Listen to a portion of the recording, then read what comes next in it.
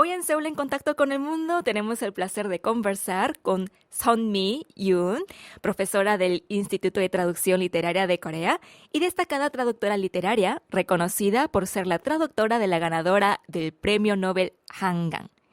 안녕하세요. Hola a todos, un saludo muy grande para toda la audiencia de KBS Seoul Radio. Les mando un enorme abrazo a todos. Es realmente un gusto verte después de tanto tiempo y poder invitarte a esta entrevista en un momento tan especial, conmemorativo e histórico para Corea, gracias al Premio Nobel de Literatura otorgado a Hangang. ¿Cómo has estado? Imagino que muy ocupada. Sí, la verdad que bastante ocupada, sí, con entrevistas, tanto que me pidieron acá dentro del país y también fuera del país, sobre todo el mundo hispánico, ¿no? Sí, de distintos países de Latinoamérica, de Chile, Argentina, Costa Rica, Colombia, México.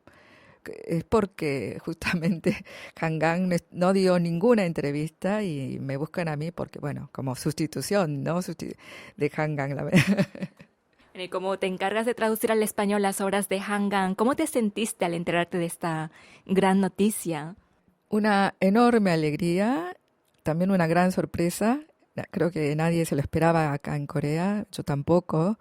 Y creo que es una hermosa noticia para Hangang, para mí también, por supuesto, pero también para la literatura coreana, ¿no? Creo que va a ser un gran espaldarazo, creo que va a haber mucho interés en la literatura coreana. Creo es de las literaturas asiáticas menos conocidas en el mundo. Se conoce mucho más la japonesa o la china, pero de literatura coreana prácticamente nada. Y creo que va a despertar mucha curiosidad a partir de ahora. Bueno, la ceremonia del Premio Nobel será el 10 de diciembre, donde el comité explicará en detalle las razones de su elección. Pero según tu perspectiva, ¿qué motivos crees que llevaron a la Academia Sueca a reconocer a Hangang con tan prestigioso premio? Yo creo que las breves palabras con las que describieron a Hangang en la Academia Sueca fueron muy, muy ajustadas, porque dicen que no es una prosa poética intensa, que confronta hechos históricos, pero también la fragilidad humana, ¿no? Y son todos temas muy característicos de Hangang. Yo creo que para el que ha leído Hangang, como yo, se quedó sorprendido por ese buen resumen de Hangang. Ella fue antes poeta, es primero poeta antes que novelista, aunque haya escrito más novelas, y su manera de escribir en narraciones o novelas es muy poética, utiliza muchísimas metáforas, muchísimas figuras, muchos símbolos, así que es una prosa muy poética y además es muy intensa. Uno piensa que, claro, es poesía, es lírica y mucho canto a la naturaleza. No, no, no, es una prosa, es lírica pero intensa porque realmente es desgarradora la prosa de Hangang. Y por otro lado, sí, los temas confronta hechos históricos, porque, bueno, trata de hechos históricos muy dolorosos de la historia coreana, pero y también habla de la fragilidad humana. Y ese es un tema también muy presente en Hangang, ¿no? Siempre está la fragilidad del cuerpo humano en Hangang muy presente. En 2012 publicaste en Argentina la traducción al español de La Vegetariana. Tengo entendido que fue la primera obra de Hangang traducida a un idioma occidental, ¿es cierto? Así es. Eso, la verdad, yo me enteré después que, pero después me enteré que la primera traducción a un idioma extranjero fue al vietnamita. Yo creía que era el japonés y es lo que circula en las redes y demás, pero tuve después la rectificación de que fue en vietnamita la primera traducción. Así que, y la segunda fue la mía, la tradujo en 2012 y se publicó en Argentina, en una pequeña editorial argentina, se llamaba Bajo la Luna. Imagínate en esa época Hangang completa desconocida, no solo porque es desconocida la literatura coreana, ya en esa época Hangang era completa desconocida en el mundo.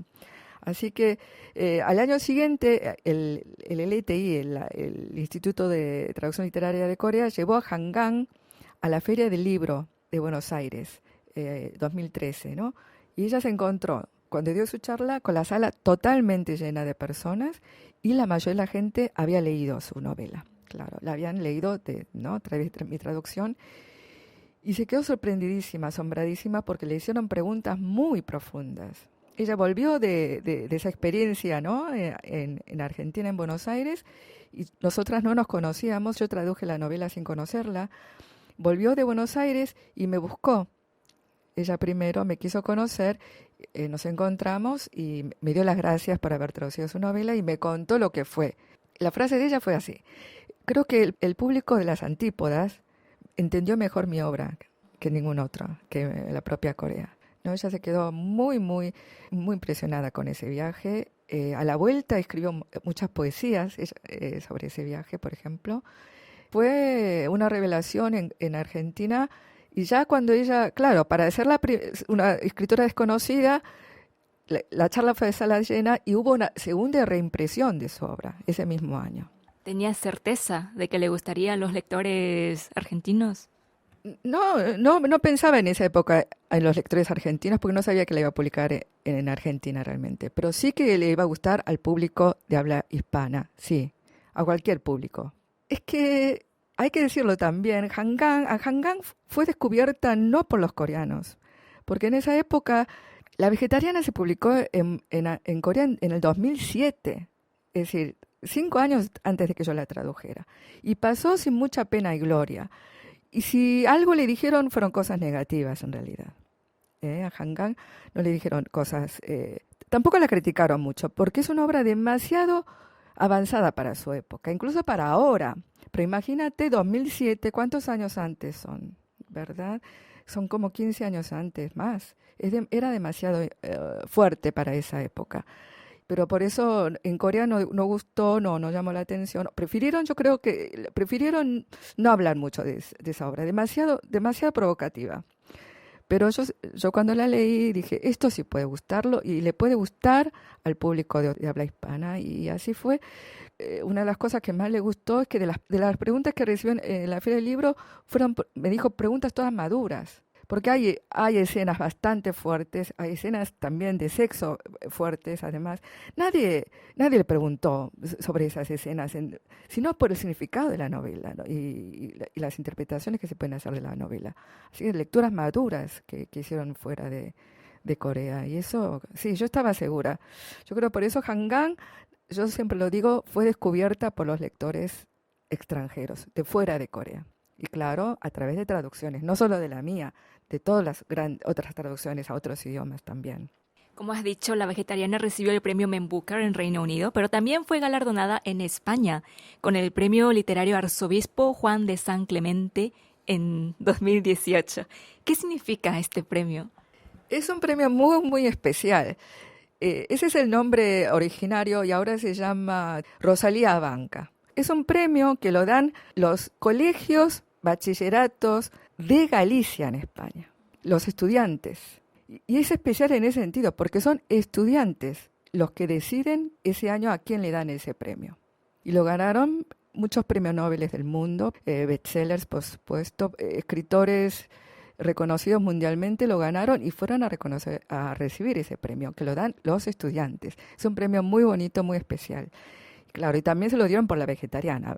Aún más significativo para ti, ¿no? Porque fue que ganó el premio por tu traducción al español.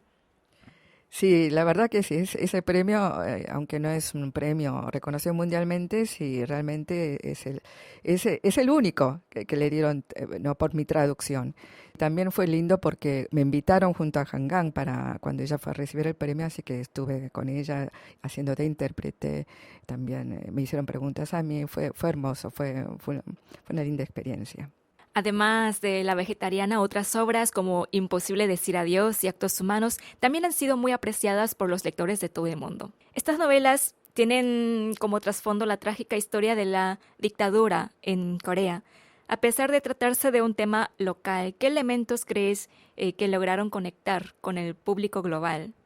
Sí, digamos, el trasfondo histórico es solo una excusa para hablar de otras cosas, que siempre ella siempre da un paso más adelante.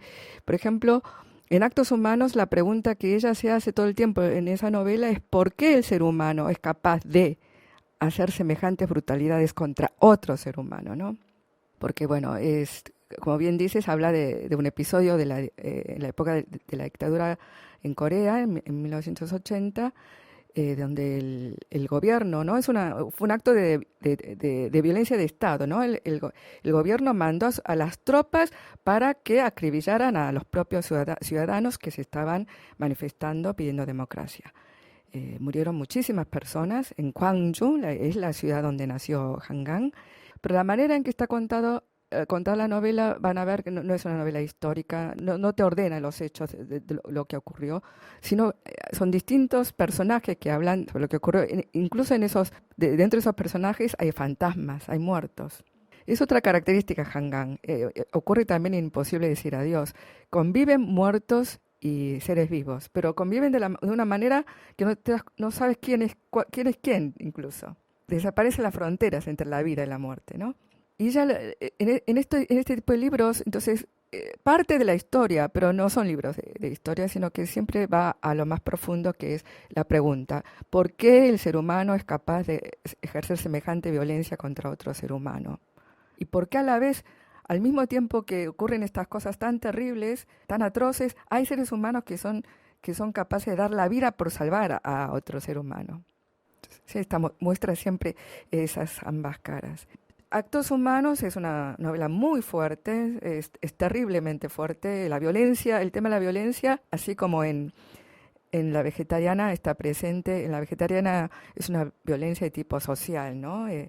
Pero en Actos Humanos es una violencia, ¿no? De Estado.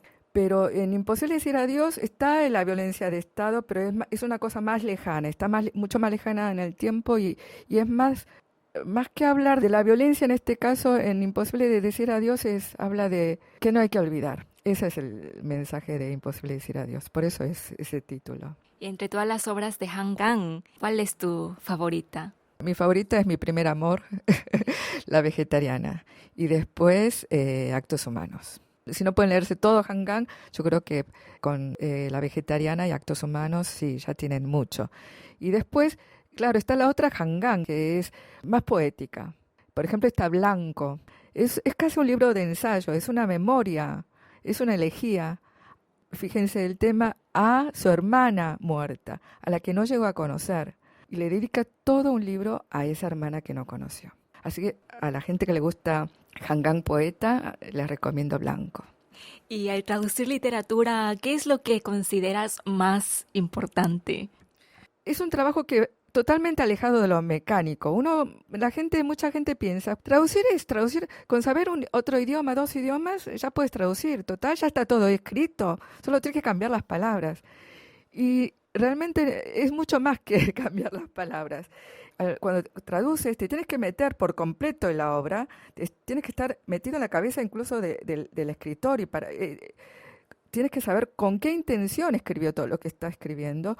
Tienes que estar metido también en la psicología de los personajes para darte cuenta por qué actúan de esta manera y por qué dicen lo que dicen. Y tienes que también pensar en el lector que va a leer, que lo pueda entender tal como lo estás entendiendo tú. Entonces son muchas cosas que tienes que tener en la mente. Realmente para mí, últimamente es una cosa que se me ocurrió últimamente, es como ser director de orquesta. Tienes que tener todos esos instrumentos delante tuyo, son todos artistas delante tuyo, pero los tienes tú ahí al frente, diriges la orquesta. Es un poco así. Tienes que estar en todo, metido en todo. Es una actividad que yo creo que es muy artística y cada vez me convenzo más con el tiempo. ¿Y cuál es el mayor desafío al traducir literatura coreana al español? Creo que justamente porque son idiomas que no tienen ningún tipo de parentesco, son completamente diferentes, hasta la escritura es diferente. Creo que eso, por un lado, si lo puedes pensar, es positivo, porque cuando tienes 2 idiomas muy parecidos, es más fácil ser literal, ¿no? Porque y no se nota menos que estás siendo literal. Pero con el coreano, si eres literal, si traduces de manera literal, te queda un español horrible, ilegible, que el lector jamás se va a compenetrar en la historia. Entonces, creo que eso es una ventaja. Entonces, eso te obliga a cambiar por completo. Escribir es diferente. Y por otro lado, el coreano lo que tiene, una de las dificultades del coreano, lo que les cuesta mucho a mis alumnos, El coreano, por ejemplo, es que se puede elidir el sujeto, es decir, se puede sacar el sujeto, ¿verdad? Como el español. El inglés sí hay que ponerle sujeto siempre, pero al español podemos sacar el sujeto, ¿verdad? Pero lo podemos sacar porque está la información en el verbo, ¿no? Como es un verbo conjugado, sabemos cuál es el sujeto sin ningún problema. El problema del coreano es que además de poder elidirse el sujeto, los verbos no se conjugan. Entonces, a los extranjeros les cuesta muchísimo reconocer el sujeto. Es lo que más les cuesta a mis alumnos y trabajamos mucho en eso. Sobre todo los diálogos, que son los diálogos, cuando uno habla coloquialmente, ahí elige mucho más los sujetos, sí. Eso les cuesta mucho a mis alumnos. No es un camino fácil ser traductor, pero ¿qué consejo darías a las personas que sueñan con convertirse en traductores literarios? Yo les diría que lean mucho y que escriban también. A mis alumnos también les digo, ¿por qué no escriben un diario? Es que el hecho de escribir un diario es un diálogo con uno mismo, ¿no? Para ordenar los sentimientos, las ideas. Y eso de tener que escribir y ordenar el pensamiento, ¿no? Es un buen ejercicio de escritura, justamente. Yo no les digo traduzcan, no, escriban un diario, dialoguen con uno mismo, sí, sí. Para ir cerrando, ¿qué obras traducidas por ti podemos esperar a futuro? Estoy trabajando en un poemario de Hanggang, que va a ser el año que viene. Y también estoy en uno de estos proyectos esta es una literatura, como les decía, todas las editoriales extranjeras solamente encargan este tipo de géneros y al final tuve que aceptar uno que es de suspense, de un thriller, sí. Es la misma autora de El Buen Hijo, que se publicó en español, El Buen Hijo de Chong Yoo-jong. Es la misma autora, se llama Perfecta Felicidad. El año que viene también va a salir. Por último, ¿qué es traducción literaria para Son Mi-yoon? Traducción literaria, para mí, es como ser un explorador. Es como que vas a un lugar desconocido, lo conoces y lo exploras con tus propios ojos y vuelves y les cuentas a tus connacionales lo que has visto, ¿no? Una especie de Marco Polo también, ¿no? Que escribió, ¿no?, sus memorias de su viaje a China, ¿no? Claro, es contarles eso, lo que has visto con tus propios ojos, con la mayor exactitud posible, y a toda esa gente que imagina a través de tus ojos, a través de lo que tú le cuentes, lo que has visto, cómo es ese país. Por eso, es un explorador, un traductor. Bueno, hasta aquí la entrevista. Muchísimas gracias por compartir con nosotros tus reflexiones sobre las obras de Hanggang y la traducción. Esperamos que sigas difundiendo la literatura coreana en el mundo hispanohablante. Muchas gracias por dedicarnos tu tiempo para esta entrevista. 감사합니다. Muchas gracias a ti y un gran abrazo a toda la audiencia de KBS Radio.